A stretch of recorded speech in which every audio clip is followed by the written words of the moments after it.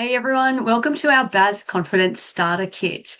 This is pretty much the worksheet before you go ahead and look into lodging your own BAS in Xero. If this is something you don't want to be paying your accountant or bookkeeper, and you think your business is quite simple to do it yourself, you are actually probably right. So welcome. Obviously, BAS can seem a bit daunting because it is a compliance around it, but everything is fixable. Everything can be revised. It's not something to be scared about. The ATO at the end of the day just care that your numbers are correct and that they're getting paid. So they're not a big scary hoorah. It is totally fine. That's my absolute motto. And you're in the right spot if you're looking at lodging it yourself. This is the things you need to know before you take those steps.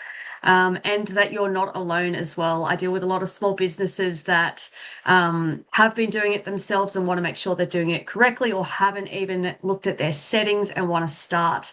Any level that you're at, this is where we want to be.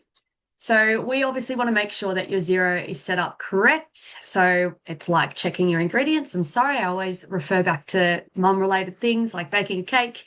Obviously, if you haven't got all the ingredients or they're not correct or you've got the wrong flour, the recipe's not going to work. So we want to make sure it's correct from the beginning.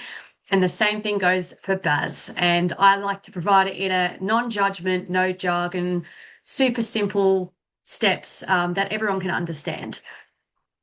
So before we start, we need to make sure a couple of things are correct from your organizational settings in Xero. Things like your ABN, your contact details, your financial year end, and your GST registration status. So these are the kind of things we need to check before you even look at your BASs. And these are in your organizational settings in Xero, and as well as in your accounting settings in Xero. So your GST and ATO settings, check. We want to think of GST settings like your GPS. You can still drive the car. You're not going to end up where you intended. Your GST settings, we want to check things like whether your GST registration is actually set up. I've had someone think that they were set up for GST and they're not. Things like your BAS reporting basics, they're all confirmed. Your GST reporting period, it gives you the option for monthly and quarterly. We want to make sure that it aligns with the ATO portal. Your tax rates are all correct. Make sure that you actually are registered, make sure that your Xero file is actually set up, that you're claiming your GST credits in your file itself.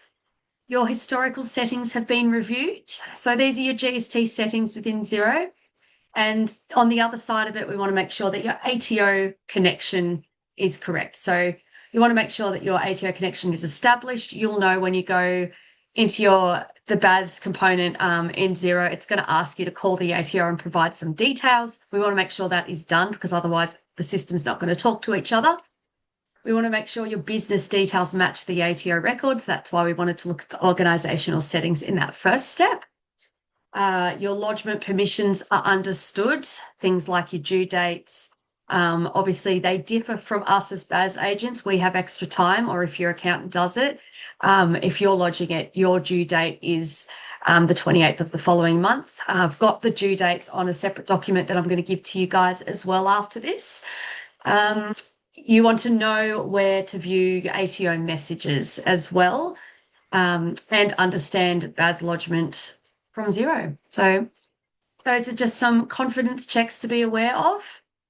And can you answer yes to these questions? You know where your GST settings are. I understand what my BAS is built from. So the BAS report that Xero shows, you want to know where those figures are coming from and understand the why behind it.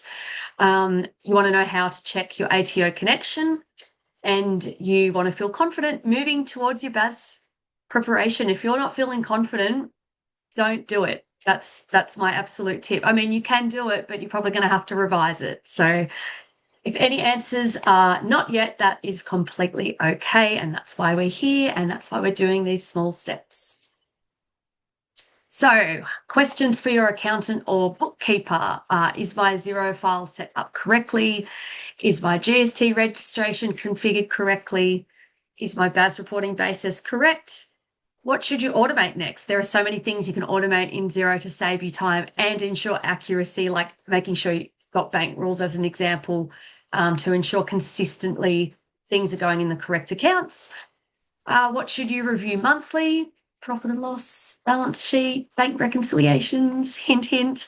And what are the next things that you should learn? So these are some nice little questions. If you've got a pretty cruisy accountant that's not going to bill you for asking some questions, definitely ask these. It's not going to hurt. It's going to help you. Everything is designed to help you and give you knowledge that you deserve to know about your own business and Xero file. And finally, just a little note from me. Thanks for spending some time going quickly through that checklist. If obviously bookkeeping or BAS has ever felt confusing, overwhelming, something you've been putting off, you are not alone. These are most of the clients that I deal with these days with my training side of the business. And obviously, as business owners ourselves, me included, we're not taught how to do this. I just know because it's my background, but you're not. You're just thrown into the deep end, and that's perfectly okay, and we can get the proper training on this. And obviously my goal as a bookkeeper is to make things feel simpler, lighter, and a whole lot less stressful, one step at a time, simple baby steps. That makes sense. And you've already taken the first step by working through this worksheet. This is just the presentation slide. I've got the attachments as well, so which is a lot more presentable in a checklist type manner. I also have a BAS survival checklist, which is more related around the transaction sides. I'm going to chuck in here as well. So you'll have this checklist, which is like a pre-checklist for your settings in Xero and the things you should be aware of and know. And then I've got my BAS survival kit, which is a checklist of what you need to check from a transactional base before actually going ahead and understanding the process of lodging your BAS. So that's a whole nother component in itself. Hope this was helpful. Feel free to download those 2 documents, and yeah, we'll see you on the other side.